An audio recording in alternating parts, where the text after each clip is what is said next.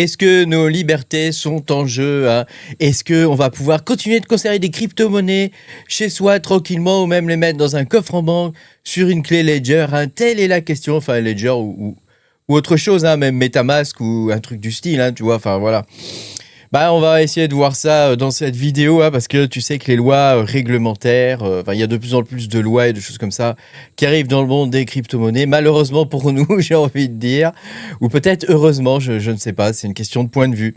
On va en discuter justement dans cette vidéo. Pense à mettre un petit pouce bleu, ici, là, voilà. Et puis, un petit pouce bleu, abonne-toi à la chaîne si t'es pas abonné. Moi, je te rappelle, je suis pas conseiller financier, hein, donc si tu as besoin d'un conseil financier, mon ami, hein, je t'invite à chercher quelqu'un qui peut t'en donner un. Et puis, voilà, moi, je suis mineur de crypto-monnaies depuis 2018-2019. Hein. Mon truc, c'est de miner des cryptos qui n'existent pas encore, enfin, en tout cas, dont personne ne connaît l'existence. Hein, des cryptos inconnus. Inconnu au bataillon. Alors, tu me diras, ouais, tu prends des risques et tout. Ouais, bah oui, mais on n'a jamais rien sans rien. Voilà. Donc, c'est des cryptos qui ne sont pas listés, etc. Et donc, on attend les listings. Hein. En ce moment, on est en train d'en miner 2. Donc, il y en a une qui est pas mal, hein, qui me plaît bien. Donc, on verra bien ce que ça va donner pour la suite. Voilà. Et donc, c'est sur makertronic.com. Non, c'est sur patreon.com/makertronic. Et je vais pas y arriver aujourd'hui.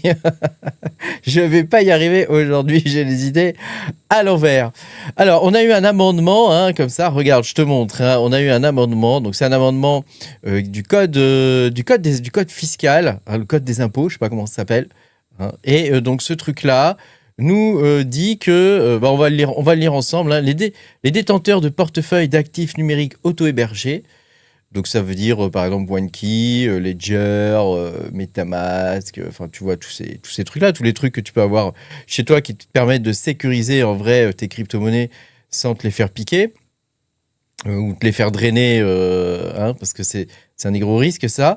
Donc, les protocoles d'actifs possédés directement sur une chaîne de blocs et qui n'ont pas recours pour leur gestion à un prestataire de services, donc à un SEX, hein, donc un exchange centralisé, blablabla, doivent notifier chaque année à l'administration fiscale, dans des conditions et des délais fixés par décret, la valeur vénale de leur portefeuille. Donc, en gros, tu dois déclarer tous les ans combien tu as sur tes ledgers, hein, à partir du moment où c'est supérieur à 5 000 euros.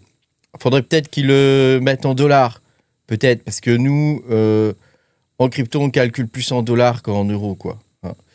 Voilà, donc tu vois, cet amendement vise à améliorer la visibilité de l'administration fiscale quant aux transactions gérées par les prestataires de services d'actifs numériques. Donc, tu deviens toi-même un mini prestataire d'actifs numériques à partir du moment où tu possèdes un de ces machins-là, un petit ledger, quoi. Alors, c'est une mesure, hein, qui suit le conseil des prélèvements obligatoires. Donc, je savais même pas que ça existait, moi, tous ces trucs-là. Tu sais, quand il s'agit de lois et de machins et de trucs qu'on va t'imposer, tu découvres des choses. Hein, tu te dis, qu'est-ce que c'est que ça? Qui c'est ces gens-là? Hein, donc, c'est encore un organisme, je ne sais pas qui c'est. Hein, donc c'est un truc.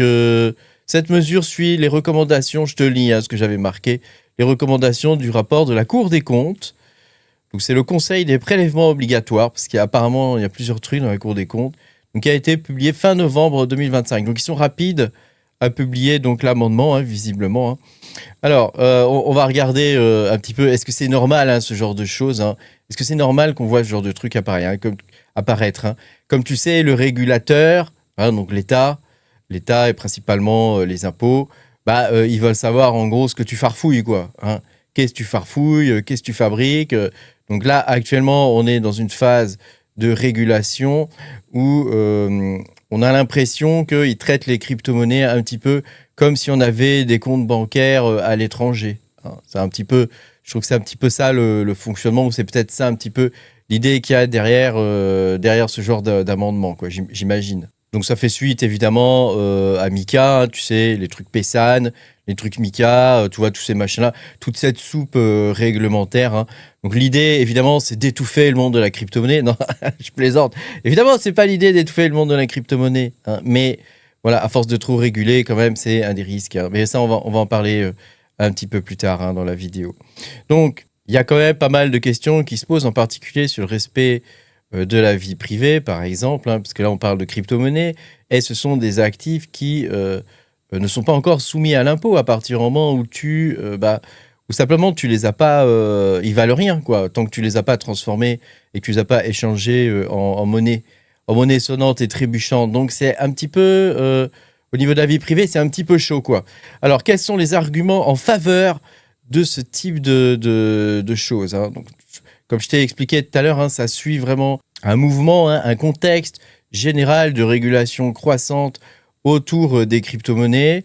Alors c'est quelque chose qui est principalement européen, hein. Mais il y a une tendance mondiale quand même. Hein, c'est pas qu'en France ou en Europe, hein, qu'on voit ce genre de choses, hein. Il y a une tendance mondiale quand même au niveau de la régulation des crypto-monnaies. Alors bon, ça prend différentes formes, hein, dans les autres pays.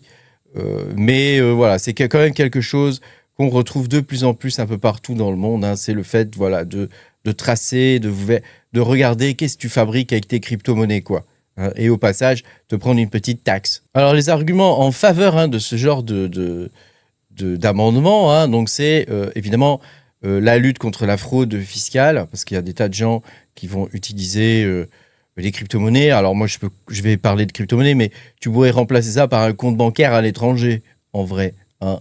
Donc il y a des tas de gens qui vont utiliser les crypto-monnaies, voilà, pour essayer de frauder le fisc, ou par exemple pour blanchir de l'argent, hein. C'est quelque chose, voilà, qui s'imagine que c'est un peu caché quand même, les portefeuilles. Hein, les portefeuilles crypto qu'on peut avoir chez soi, c'est comme avoir un petit bas de laine ou avoir de l'argent liquide. Hein, c'est quelque chose qui n'est pas porté à connaissance d'eux. Et du coup, voilà, c'est un élément où effectivement, tu peux aller dans un autre pays. Par exemple, quand tu es en France, tu peux aller en Suisse pour te faire... Il y a des comptoirs, je crois, en Suisse, hein, d'après ce qu'on m'a dit, où tu peux venir avec ton ledger et puis on te donne de l'argent sonnant et trébuchant, quoi, tu vois, quelque chose comme ça. Donc voilà, c'est pour éviter les gens qui essaient d'échapper à la flat tax. Flat tax qui, au passage, devrait augmenter, hein, je crois qu'elle est actuellement à 30%, mais elle devrait augmenter de 1 ou 2%, quelque chose comme ça, cette année, hein, d'après ce que j'ai compris, hein. Alors, l'autre élément en faveur de ça, c'est l'équité fiscale, hein. Donc, c'est toujours une question de taxes et d'impôts, hein. Donc, c'est l'équité fiscale et la protection des contribuables qui sont honnêtes. Parce que les gens qui déclarent tout, au final, ils finissent par payer pour les gens qui déclarent rien, quoi. En vrai, hein, c'est ça le problème, hein. C'est que, voilà, X ou Y vont rien déclarer du tout. Toi, tu es honnête et tu déclares. Au final, c'est toi qui payes pour tout le monde, quoi. Hein, c'est un peu le problème au niveau de la fraude fiscale, quoi. Donc, on en revient toujours au même problème, quoi. Alors, on est sur quelque chose qui reste quand même plutôt raisonnable pour l'instant, puisque c'est 5 000 euros. Hein, ça représente quand même une certaine valeur. 5 000 euros que tout le monde n'a pas, évidemment. Donc, voilà. Après, j'imagine que, je ne sais pas si c'est par portefeuille, 5 000 euros par portefeuille, auquel cas tu pourrais en avoir plusieurs, ou si c'est uniquement la totalité de tes wallets, hein, que tu peux avoir, voilà. Et puis après, voilà, ça correspond aussi à une adaptation des impôts et des règles fiscales à l'évolution technologique, hein. Ça paraît quelque chose d'évident qui s'adapte, hein. Alors, il y a des sections spécialisées, hein, dans les impôts, hein, dans les crypto-monnaies, hein.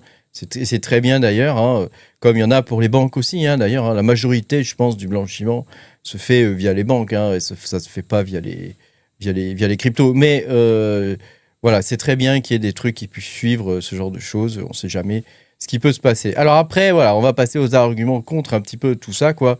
Hein, donc ça paraît un petit peu quand même de base assez abusif, hein, puisque finalement, les crypto-monnaies ne valent rien en réalité à partir du moment où tu ne sais pas échanger contre des... c'est un peu comme des actions, si tu veux, hein. Donc on a l'impression qu'ils essaient de faire en sorte que les crypto-monnaies aient une valeur de monnaie, en vrai, alors que ce ne sont pas des monnaies, hein. C'est pas moi qui le dis, hein, c'est la Banque Centrale Européenne, hein. Donc ils disent que ce sont des crypto-actifs, hein, donc ce sont des actifs comme si tu avais des actions, comme des titres, quoi, hein.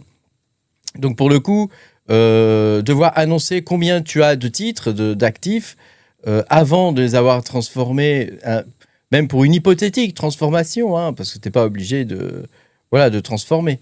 Donc là, on est clairement sur un objectif, hein, qui est d'imposer la déclaration des portefeuilles crypto, alors qu'il n'y a pas eu de fait générateur d'impôts, si tu veux. Donc, quelque part, c'est un petit peu problématique. Et surtout, ça va introduire une surveillance patrimoniale.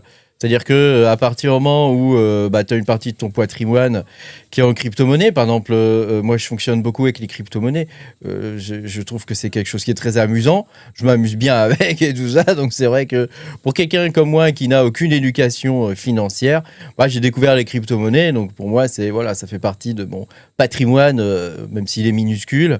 Ça fait partie de mon patrimoine, entre guillemets. Donc là, on a quand même une surveillance généralisée qui s'installe. Voilà, c'est quelque chose de pas très bon parce que tous ces fichiers, ils vont se promener dans la nature. Donc ça pose des problèmes aussi de vie privée. Parce qu'à partir du moment où tu as toutes ces déclarations, là, le DAC8, donc moi, j'ai pas fait de vidéo là-dessus. Je t'invite à aller voir la vidéo de Monsieur TK sur le DAC8. Je trouve que c'est intéressant ce qu'il a fait. Et pour le coup, on a beaucoup de fichiers qui vont commencer à se promener. On peut voir récemment qu'il y a eu énormément de fuites de données. Donc ça commence à poser des problèmes, pas forcément même de vie privée, mais carrément de sécurité physique pour les personnes.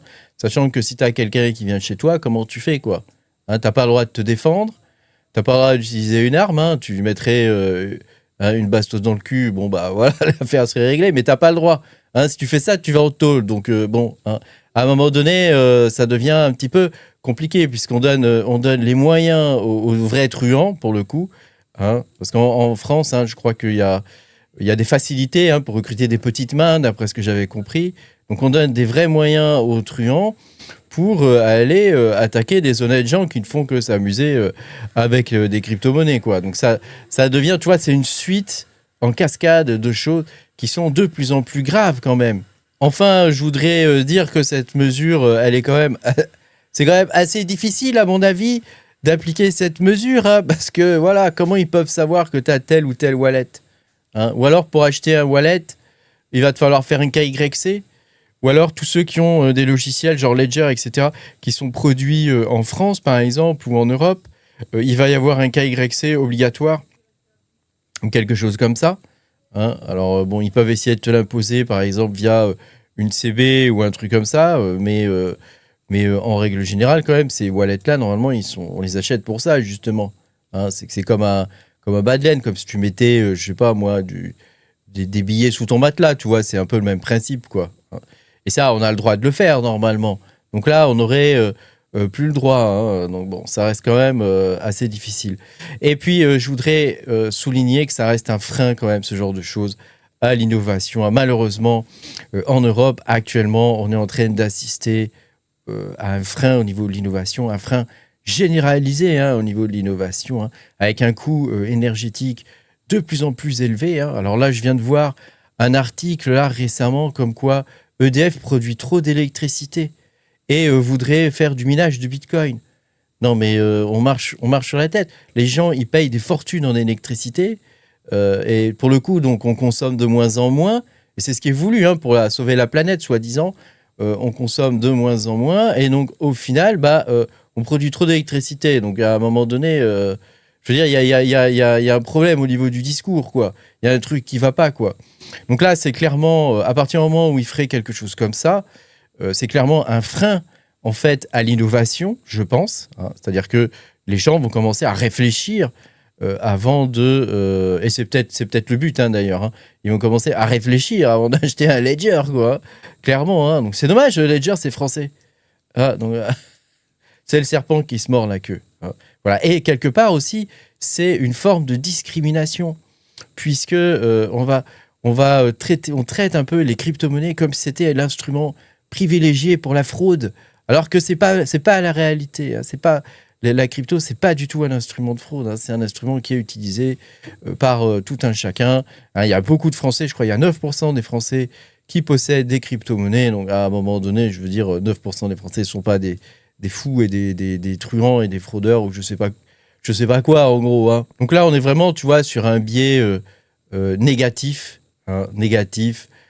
qui traite les Français comme si c'était tous des fraudeurs, quoi. Tous coupables, vous êtes tous coupables. Or, c'est pas du tout le cas. La majorité des gens, c'est des gens normaux, voilà. Moi, juste avoir notre petite ledger tranquille pour pas se faire hacker son wallet, parce que la réalité, c'est ça.